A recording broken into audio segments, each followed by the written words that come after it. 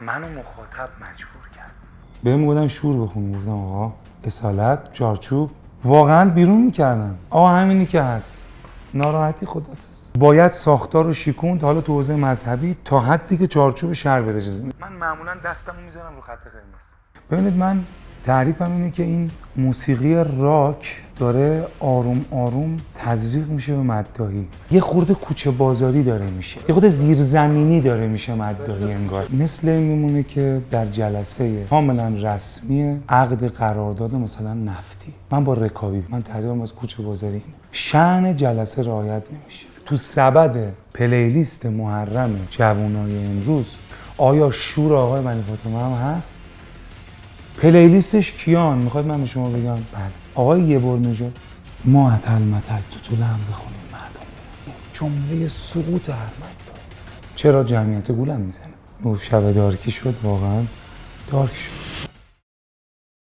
من ابتدای مسیر خدمتم تو دستگاه اهل بیت با شعر بود. میخوندم مثلا از 6-7 سالگی میخوندم، ولی پررنگه شعر و ملودی و حالا فضای البته مذهبی. دیگه آروم آروم خیلی دوست داشتم خب بخونم خودم، اما اینا همیشه هم رفیقا نزدیکم میگفتن حالا مثلا کارتو نده این نده اون، مثلا خودت بخون فلان، ولی من دوست داشتم بخونم، کیف میکردم یکی میخوند. دیگه تا سال 98 جلسه هم داشتیم و میخوندیم، ولی به شکل مثلا رسمی نه. دیگه 98 خود امام حسین مسیر رو به سمتی برد که اتفاقات اون دوره پیش اومد و شکل گرفت و یه فضای جدیدی تو خوندن ایجاد شد. حالا نه خیلی فکر کرده، اما آمیخته با حالا شاید اسمشو بذاریم خلاقیت و نوآوری که اون سال 98 تا 400 شروعش بود و شکل گرفتنش بود و دیگه مسیر مدام می‌نویسم. خودم هم خیلی از کارها تقریبا نصف کار خودمه که میخونم، ولی خب دیگه داریم میریم جلو دیگه. ما حالا تو دوره شعرم فکر میکنم از سال 91 مینویسم، بیش از 15 سال میشه. من اون موقع هم دغدغه این بود که حرف مردم رو بزنیم، خصوصا اون دوره که شعر مثلا ما توش وارد شدیم. شاعرهای آیینی که ترانه مینوشتن و ملودی میساختن 4-5 نفر بودن. خیلی تو چارچوب میگفتم، مثلا آقایون مثل آقای زنگنه، آقای عرب خالقی، یه کمی آقای پاشه‌زاده، حالا سنشون موقع کمتر بود ولی خب پیشگام بود، پیشتاز بود. ما زبون رو خیلی محاوره کردیم، یعنی خدا بهمون توفیق داد. اون موقع هم تو حوزه شعر هم باز یه نوآوری ایجاد شد، لطف امام حسین. رسید اوجش به دوران کرونا که من تو دفتر کارمون با بچه‌ها بودیم و من دقت می‌کردم مثلا از صبح که میومدیم تو دفتر و اینا همش میگفتیم ما تقاصی چی داریم پس میدیم، مثلا چه تقاصی کدوم کارمونه، ما همین کردیم شعر که شد این تقاص کدوم گناهه. آقا منم تو حوزه اجرام خیلی وسواس داشتم. اون آقای کرمانشاهی که ما هم اون دوره خیلی نزدیک کار می‌کردیم، اینطور نبود که من شعر رو بنویسم بدم بگم بخونین. ما ساعت‌ها می‌شستیم همونو حسای کلماتو می‌کشیدیم بیرون از اون شعر، از اون ترانه. یا مثلا اون کاری که بعدش اون کار چشماتو ببند خیال کن الان کربلایی، میگم کربلا، میگن که راه بسته است، میگم امام رضا، همه حرفایی بود که میزدیم روزمره رو ما وارد صنعت شعر. شاید من خودم رو به اون شکل شاعر قدرتمندی نبینم، فکر کنم ناظم خوبی بودم، یعنی کلماتو به اختیار در می‌آوردیم میذاشتیم کنارم. حالا تو حوزه ملودی شاید بتونم مثلا بگم آره یه مقداری قوی‌تر از شعرم بود. حوزه ملودی عاشق موسیقی بودم، به هر نوعش، به هر عنوانش گوش میدادم، تحلیل میکردم، همه نوعشو، همه رقمشو. مثلا این شعری که آقای محمدی پناه خوند و بعد از شاید اون کار خوب آقای مهدی رسولی که بزن که خوب میزنی، که اینم از همون تکنیک کف جامعه بود، بزن که خوب میزنی، همون که هممون گفتیم شد شعر، برای مردم دوستش داشتن. ولی مثلا میاد یک شعر فاخر مثلا دنیا با آنها و مولا با ماست، مثلا چجوری شما دیگه میخوای برچسب شیعه رو روی شعری بچسبونی؟ اوج بود به نظرم. من حرفم اینه اگر اندیشه در هر حوزه‌ای، موسیقی، بازیگری، مداحی، هر چی، روزنامه‌نگاری، سردبیری، اندیشه و خلاقیت تو همان بشه، اتفاق رقم میخوره. یعنی باید ساختار رو شیکوند، حالا تو حوزه مذهبی تا حدی که چارچوب شهر بده اجازه میده. من معمولا دستمو میذارم رو خط قرمز. من حتی آقایونی مثل برادرها، هم نسلا و هم دوره‌های خودم مثل حسین آقای طاهری، مثل آقای حدادیان، حالا یه خود بالاتر آقای پویانفر، به قبل و همه دوستانی که تو این تاریخ حالا پیوستن به این عرصه قطار مداحی، بله اینا صاحب اندیشه هستن، چون نشست و برخاست دارم باهاشون، میدونم. مثلا همین آقای محمد حسین حدادیان که برادر منه، نمیدونم چرا باهاشم صحبت کردم، اگر به نظرم بخواد تو روزه ورود بکنه، به نظرم میتواند اتفاقی مثل جوونی‌های پدرش حاج سعید حدادیان که حاج سعید و مادرک حاج سعید میتونه رقم بزنه. من یه کلیپی دیدم ازشون، بهشونم توی تلگرام پیام دادم و گفتم من دیدم کیف کردم. دعا کمیل بود، انتظار نداشتم که اینقدر محمد حسین حدادیان مسلط باشه. تو نسل جدید نه، اصلا فضا چیز دیگری شده. ببینید من تعریفم اینه که این موسیقی راک داره آروم آروم تزریق میشه به مداحی. ما یه پدیده‌ای رو داشتیم که اسم خیلی برازنده‌ای نداره اما قریبه به ذهن دوستان مذهبی، اونم اینه که میگن آقا اگزوزی میخونن. اسم خود چندشه ها، خود بده ولی خب مصطلحه. حالا اگزوزی به چه معنی؟ که صداشون مثلا اینجوری میکنه، اونم یه هنریه. حالا نمیدونم این هنر جایی در دستگاه ما مثلا داره یا نه، ولی هنره اونجوری خوندن. مثلا تو صنعت راک شما یه سری آدم‌ها هستن همینجوری میخونن، مثلا 10,000 نفر آدم خودشون رو میکشن برای این. حالا اینکه تو دستگاه ما مثلا من صاحب نظر نیستم، نمیدونم، سلیقه من نیست. وقتی میشود خیلی مرتب و منظم خون، من کاری که اصلا تو شور کردم همین بود. خیلی‌ها تو جلسات میگفتن آقا اینو دوستانی که خیلی دیگه غلیظ اهل هیئت هستن و اتفاقا طرفدار همین اصطلاحاً خشدار خوندن بگم، اگزوزی بگم، نمیدونم کلمه درستی براش که باید اتخاذ بکنیم که اونو صدا بزنیم. ولی اینا میدونم مثلا همیشه بعد جلسات، خب من تو همین جلسات هم میرم میخونم، زیاد هم اتفاق افتاده، حتی مشترک هم با این دوستانی که این سبک و مدل رو دارن جلسه داشتیم. اینا تو جلسه حال خوشی دارن، بالاخره یه بیسی و یه سر صدایی و جذابه، خصوصا برای جوون. بله آدمی مثل شما با سن شما با جایگاه شما اصلا شاید توی علامت سوالی چند دقیقه نگاه کنه همونو برگرده بره که چیکار دارین می‌کنین شما. ولی اونجا من میگفتن که لااقلش اینو ما میفهمیم تو چی میخونی. من همون سبکو میخونم و خیلی فرق نمیکنه. منتها به اون قسمتی میرسه که صدای تغییر میکنه، من دیگه صدامو تغییر نمیدم. چون من معتقدم مستمع باید بشنوه شما چی میخونی که بزنه دیگه. یه خورده کوچه بازاری داره میشه. یه خورده زیرزمینی داره میشه مداحی انگار. مثل این میمونه که در جلسه کاملا رسمی عقد قرارداد مثلا نفتی من با رکابی بشینم، من تقریبا از کوچه بازاری اینه، شأن جلسه رعایت نمیشه. البته به شما عرض کنم نسل آخر من بهش چی میگن، الان نسل مثلا 4 تا 10 سال بهش چی میگیم ما؟ آلفا میگیم نه بتا میگیم، چی میگیم؟ اون نسل هنوز درکی از این موضوع نداره، خیلی کم علاقه نشون میدن ولی اون نسل آقای رضا هلالی رو دوست داره بره تو پویش پرچم بچرخونه. اول قبول بکنیم که این ذائقه عوض شده به صورت عمومی، اونم نه فقط در مداحی. بله یه موقعی مثلا مداحی این بود ای ساقی لب تشنگان، الانم نمک داره بخونیم، مردم گریه هم میکنن، اما 5 دقیقه از جلسه نه بیشتر میرن جوونا. آقا چرا ای ساقی لب تشنگان مثال بزنم؟ من واحد دیگه جرئت نمیکنم تو جلسه بخونم. عاشق واحدم، مثلا واحد خونم، من دوست دارم واحد بخونم، این همه ظرفیت داره واحد. من با یه مصیبتی با همین حسین آقای طاهری عزیزم که رفیق 15 سالمه 4 سال پیش شهادت آقا جواد الائمه، من ازشون خواهش کردم، گفتم آقا این ذکر رو بیارید بذارید تو واحد، چون مخاطب عادت کرده یه صدای شلوغی رو بشنوه دیگه، این ذائقه عوض شده. ذکر رو بذاریم روش واحد بخونیم، اینا کمتر خسته میشن. ضربش هم خیلی کند نکنیم، سرضرب بکنیم، سرعت به مداحی هم نفوذ پیدا کرده دیگه. من از آقای طاهری خواهش کردم، گفتم واحد که شد حیاتنا حسین مماتنا حسین، همون سال ظرفیت ایجاد شد. حالا حسین آقای طاهری جلسه ای داره که ساختارش خودش تعیین میکنه.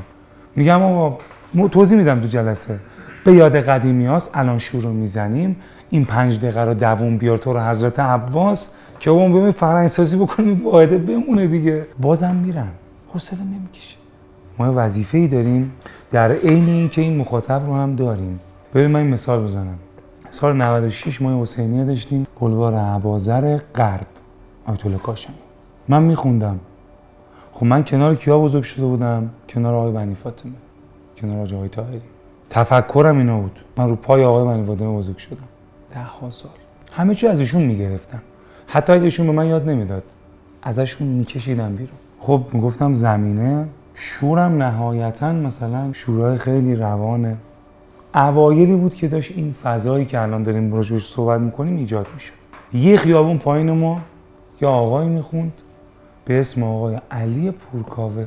من نمیشناختم ایشون که بعدا با هم مثلا دیگه رفیق شدیم. علی آقام که الان دیگه سردمداره و جلسه‌ش هم شلوغ بود. ما شنبه داشتیم، اونا یک شنبه، درسته؟ من میدیدم بچه‌هام یک شنبه میرن اونجا. خب چی داره اینا میرن؟ پس من یه خلایی داره، چون یاد از شما مناسبتی میری سر میزنی، وقتی از هفتگی مخاطب یک هیئت میشی، یک مدعا میشی، پس یعنی شما رو کشیده دیگه. رفتم و فکر کردم. بهم میگفتن شور بخون، گفتم آقا اصالت چارچوب ببینم. واقعا بیرون میکردم. آقا همینی که هست، ناراحتی خدافظ. تموم شد. یه کاری از آقای اکبری گوش دادم. من اصلا چون آقای بنی فاطمه دهن تندی تو خوندن نداره، آواهای کشیده استفاده میکنه، منم فکر کردم منم ندارم، چون همش الگوم آقای بنی فاطمه بود. یه کار رو گوش دادم اون سال که میگفت خیلی تند، میگفت دل و دل دارم، سر و سر دارم، خیلی تند بود. ولی تو شور حالا من دارم آروم میکنم. اون موقع هم شور هنوز کند نشده بود، میزدم پشتم. ما یه شب گفتیم بذار تست بگیرم من اینو بخونم. اصلا شروع اون شور نوینی که اتفاق افتاد و اینا همه مال همون شب بود. من اینو خوندم. آقا دیدم یکی از بچه‌هام اومد دستم رو میکروفون، دست منو مچ کرد. حسن دست من یکی پامو گرفت. وای حاج آقا چیکار؟ یا ابوالفضل. گفتم خب من فردا همینجوری میخونم. اگه اینه که بسم الله، خب من میخونم، همینو میخونم. منو مخاطب مجبور کرد. تو سبد پلیلیست محرم جوانای امروز آیا شور آقای بنی فاطمه هم هست؟ نیست. شور. چون شور گوش میدن دیگه. پلیلیستش کیان؟ میخواد من به شما بگم؟ بله. آقای یبرنژاد، یه جوون بسیار مؤدب، بسیار محترم، اما با همین فضایی که عرض کردیم و طرفدار داره. همیشه هم من ذکر خیرش نمیدم. مثلا یه بار من ذکر شر این بچه رو نشدم. از آقایش همه میگن. الان اگر اینجا اون بر خیابون میرداماد اداری خبری هم نی، بافت خیلی مثلا مسکونی هم نداره، بزنن آقای یبرنژاد هیئت، اون جایی هم که گرفتیم 2000 نفر جا میشه. قطعا در میبندن، از در جمعیت میزنه. پس مخاطب هیئت اون دوست داره. آقای طاهری تو این پلیلیست هست؟ بله هست. آقای حدادیان هست؟ بله هست. چون خودشون بروز کردن. بروز باید بکنیم خودمون. این همون مخاطب است. من با خیلی از دوستان نسل قبل خودم من بهشون عرض کردم که رویه رو تغییر بدیم دیگه.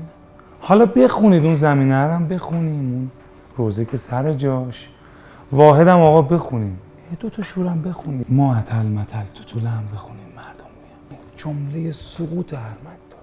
چرا جمعیت گولم میزنه؟ وا میکنن. من سازگارم بخونم، استاد سازگار. همینو دیدی آقا، یه ملودی میسازم، یه دهه میخونم. من یکی از چیزایی که شاید اگه یکی از بزرگترام که همتون میشناسید ببینم، مثلا به عنوان پیشنهاد بگم آقا شما نابغه زمان خودتی، مادر دهر نزاییده و شاید 100 سال بعد هم مثل شما تولید نشه در ایران. ولی خواهش میکنم این شورای دور تو تغییر بده. وقتشه. همه رو بریز بیرون. بچه‌ها برن جای دیگه خدمت کنن. بالاخره هیئت کفش کن میخواد، چای ریز میخواد، فیلم بردار میخواد. این اتاق فکر رو تغییر بدیم. دیگه جواب نگرفتیم ازش دیگه. ما نیاز داریم به ذهن جوونا. اتل متل تو طول چیه؟ حالا مردم میان دیگه. بله مردم با ما خاطره دارن. کجا بره؟ از سال 80 تا 84 85 اینجا شفیع پهن میکرده. جا میگرفته. من دوستی دارم الان رفیق صمیمیه و مدعای شاخص کشور. در حوزه خودش هم به نظرم هم خلاق هم نابغه است. نزدیک محرم یه فیلم اومد بیرون که ایشون داره شعراشو غلطگیر میزنه، کار میکنه. رسید به اونجا که به امام حسین شاعر گفته بود که طوطی شیرین سخنم. خیلی بد شد. گفت شب دارکی شد، واقعا دارک شد. من خیلی آدم اهل هیاهویی نیستم. منتقد باشم، زن استوری این کارو نمیکنم. بی تفاوت نیستم و راههای دیگه برای انتقال این ایراد و نقد هست. ولی اینو استوری گذاشتم. زدم یکی نیست جلو این آقا رو بگیره. آقا توتی شیرین سخن اون موقع هم این که عرض میکنم مال سال 97 98 برد شاعری من خیلی بیشتر بود. منو شاعر میشناختن تا مداح. برای همین مخاطبم که من داشتم میشدن همه مداح‌ها. یه صفحه تخصصی بود دیگه، همه منو داشتن، منم همه رو داشتم. یعنی احساس کردم دیگه تکلیف رو دوشم، دیگه توتی شیرین سخن دیگه هیچ توجیهی نداره. تموم شد و تو پرواز یکی از دوستان دیگه هم ایشونو میبینه و میگه که آقا این سجاد محمدی که استوری گذاشته برات نگاه نکن مثلا اون موقع 10K فالوور داره، این بذاره یهو میریزن سرت، صفحه‌شو اینا دارن. اون آقا به من زنگ زد، همونی که توتی شیرین سخن خونده. ببین هوش یعنی این و اینکه خواسته که تغییر کنه. به من زنگ زد گفت آقا من اصلا فکر نمی‌کردم این بد باشه. خیلی خوب، من شاعر نیستم، نمیدونستم. چیکار کنیم الان؟ تو من شعر میدی مگه نمیگی بده؟ تو خوبشو بده من بخونم. خیلی داشت حرف منطقی میزد. گفتم نوکرتم هستم، چرا میده. بعد اون تا الان فکر میکنم حالا امسال که من دیگه جراحی حنجره و اینا داشتم، خود هنوزم حنجره‌ام شکل نگرفته، ولی بعد اون تقریبا پک محرمش تو زمینه‌ها و بخشی از شوراشو من نوشتم. پس شعر خوب است. حالا نمیگم شعر من خوب بودا، منظوری که شعری که از یه فیلتری رد شده باشه. بله من خودم خیلی کارا نوشتم، خیلی کارا خوندم، شاید الان یه قدم ازش اومدم عقب. امروز باشه نمیخونم. نه به خاطر حرف مردم، نه، چیزی که خودم بهش رسیدم. یه روزی من یه کاری اومد بیرون برای حضرت زینب سلام الله علیها. کار اومد بیرون، قیام میکنم برسم شام کارو تموم میکنم. فکر میکنم کمتر از 48 ساعت هیچ طولش 90 کامن والو کردم. حالا من مجازیشو میگم. 40 موکبا، اصلا یهو عنایت خانم حضرت زینب چیز عجیبی شد. افرادی به من زنگ زدن که مداح‌های سنتی که الان زنگ زد بابا چیکار کردین زبان بدن فلان. اون روز همه مردم به من گفتن ماشاءالله به به. نابغه جدید مداحی، پدیده نوظهور، یا ابوالفضل این کی بود کجا بود؟ این حرفا، محبت، دایرکت، پیام، تلگرام، زنگ. ما دیگه غرق در محبت مردم بودیم، جوری رو دست ما رو می‌بردن. 6 ماه بعدش تهدید با قمع، فحش مادر، فحش ناموس، فحش بابا، فحش بند نطفت رو هدف میگیرن، نمیدونم. خب اینا همونا بودن. حال جالبه چجوری من میگم اینا همونا بودن؟ ببین حالا هوشم خوب چیزیه. شما دایرکت رو که نگاه میکنی تاریخ داره. مثلا قبلیه استوری قیام میکنم من بوده. ماشاءالله پسر شیر مادرت حلالت. استوری بعدی مثلا کار دل و دل داره. بعد پدر و مادرت لعنت، مادرت فلان. مثلا به فاصله 2 تاست. خب اونو پاک کن. آنسندش کن. لااقل من یادم نگه تو یه روزی با من رفیق بودی. رفیق امام حسینه. حالا به نظرش من بد اومدم دیگه چیکار کنم؟ حالا هرچی شاید داره راست میگه اصلا. چیکار کنم؟ رفیق امام حسینه. یه وهابی که منو نقد نکرده که. سینه زن امام حسینه، خوشش نمیادم من. موامو بلند کنم. بلند کرد. ما که میدونیم برای چی بلند. حالا دیگه با توضیحاتی که برای چی تیک میزنن به این دلایل بلند کرد. کوتاه میکنم.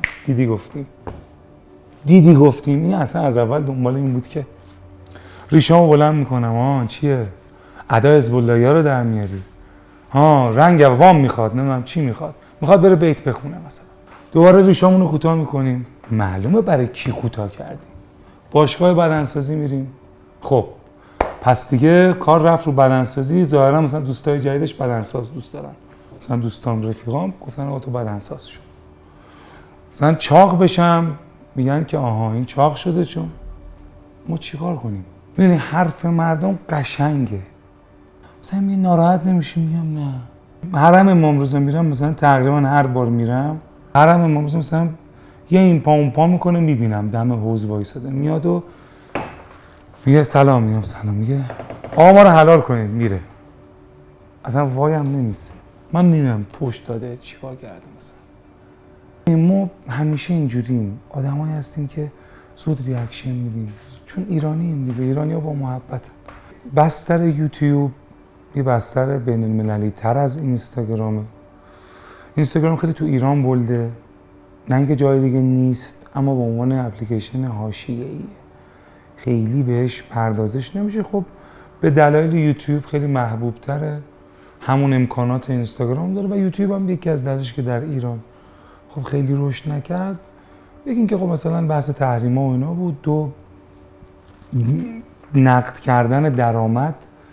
پس یوتیوب ایرانی توش خیلی کمه کلا. غالبا شاید خارج از کشور به جهت عادتی که خب اونجا دیگه بستر یوتیوبه. ما الان در حال حاضر تو تاریخ 24 خرداد فکر کنم 411 هزار تا سابسکرایب توی یوتیوب. 410 کا میشه. از این 410 کا که خب شاید 3% ایرانی نیستن، 53-4% مال هنده.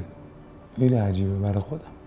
این ما بچهای یوتیوب که میشینیم تو خودم میگیم ما مثلا داره چیکار میکنه، برنامه چیه، اصلا هند چیکار داره به ما.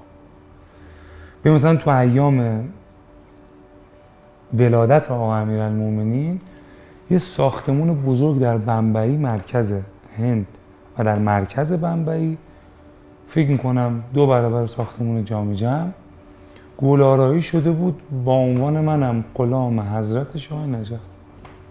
اصلا تیکه کلام شد تو پاکستان و هند. عجیبه، خیلی عجیبه. از این کاری که من خوندم ماه مبارک رمضان برای امیرالمومنین علیه السلام، شاعرش آقای گنجلی یا گنجی اگه اشتباه نکنم، الان حضور ذهن ندارم، شاعرش من نیستم. از این کار 12-13 تا کار رسمی تولید شده. خانم و آقا خوندن اومده بیرون. حالا پس یه بستریه. ما مثلا تو عراق که میریم شاید بیشتر از این که من با ایرانی‌ها سلام علیک کنیم و زیارت قبول کنیم، با عراقی‌ها سلام علیک کنیم. ایزن حالا پاکستانی‌ها کمتر، مثلا حالا هندی هم کمتر میبینم لااقل تو عراق. خب این ظرفیت. اینکه ما ازش چه استفاده کردیم، آیا برنامه‌ریزی داریم یا نداریم؟ بله. اینکه الان پلن برنامه‌ریزی ریخته شده، نه خیر. فکر میکنیم فعلا بشه. چون یک پدیده تازه مواجهیم باش. مثلا انتظار نداشتیم یه اتفاق اینجوری بیفته. اما فوایدش چیه؟ امتیازش چیه؟ شما فرهنگ مذهبی تو داری صادر میکنی، کوچکترین اتفاقی میفته. میبینن تو رو، هیئت تو، خوندن تو، آدما تو. اصلا اساسا حس خوب به ایرانیا میگیرن. به آقای مجتبی کعبی کاری رو اصطلاح امروزی ها میگن های کپی کرد. آقای عباس عجید دوست خوبم در عراق میاد یه کار رو از ما به اصطلاح اونم های کپی، مثلا ما کاری بود راه افتاده، عباس راه افتاده، اون ایشون خوند، در متولم بود فکر کنم 6-7 بند، حالا با توجه فرهنگشون، به نام اجمل ساقی. که این دوتا شد مثلا پرچم ایران، پرچم عراق، اتحاد. کمترین دستاوردش ایناست که شما در عراق میبینید ایرانیه، عراقی هم بیاد میبینید عراقیه. و به نظرم مداها خیلی خوب عمل کردن، منصفانه. ببینید درسته میدون انقلاب از ساعت اذان مغرب شروع میشه تا 4 صبح هم هستن، اما اوج کاریه که موقعی که حسین میرسه، موقعی که حاج آقای طاهری میرسه. بله شاید کل اون 1 ساعت 2 ساعته، ولی اوج اون اتفاق اونجاست. یعنی هیئت نیست مردم مثلا بیان مثلا جلسه تموم شد برن، حسین میره، حاج آقا میره، هنوز مردم هستن. این اتفاق دیگه. بقیه میدون هم همینطور. یعنی کسی، ولی اگر به نظرم نمیخوام بگم اگر مده ها نبودن جور دیگری رقم میخورد، نه، ولی خیلی مده ها خوب عمل کردن. من دست همه‌شون رو میبوسم، از کوچیک تا بزرگ. از تمام اونایی که اختلاف سلیقه داشتیم گفتم کف میدون بودن. من ایست بازرسی دیدمشون، من وسط میدون موقع پرچم گردونه نرجم خوندنم نداشتم، پاکار انقلاب وایسادن. به نظرم مده ها گل کاشتن. دم همشون گرم. سلامت باشید. تمومه.